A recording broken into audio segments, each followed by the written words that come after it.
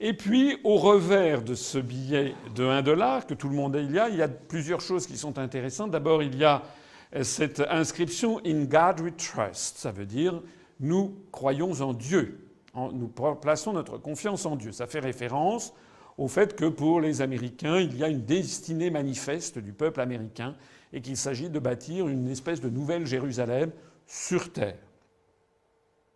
Pour les chrétiens, du moins pour les catholiques, nous avons affaire ici à un blasphème.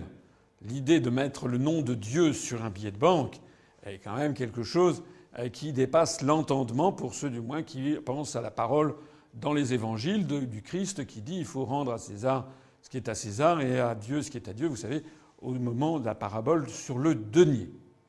Et ce qui est intéressant également dans le revers de ce billet de banque, c'est le signe, le grand sceau des États-Unis d'Amérique, où l'on voit un symbole maçonnique avec la date de 1776, parce qu'effectivement les sociétés de franc-maçonnerie ont été largement à l'origine des principes révolutionnaires, à la fois aux États-Unis et en France. Mais le plus intéressant est ailleurs, il y est dans cette bannière qu'il y a en dessous, où vous pouvez peut-être lire, c'est écrit en latin Novus Ordo Seclorum.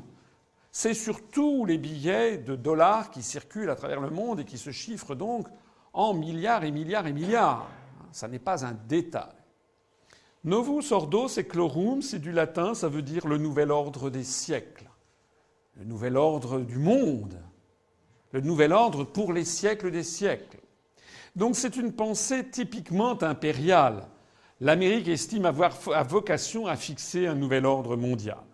C'est d'autant plus impressionnant qu'à l'époque, en 1700, disons au tournant du XIXe siècle, vers 1800, il y a aux États-Unis 7 millions d'habitants, dont d'ailleurs de nombreux esclaves.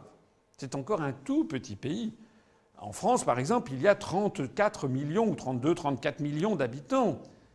Donc voilà un pays qui a 4 fois moins d'habitants que la France. Il est vrai que la France est le pays le plus peuplé d'Occident. Mais voilà un pays qui a 4 fois moins d'habitants que la France, qui sort d'une guerre d'indépendance et qui néanmoins prétend avoir une vocation impériale.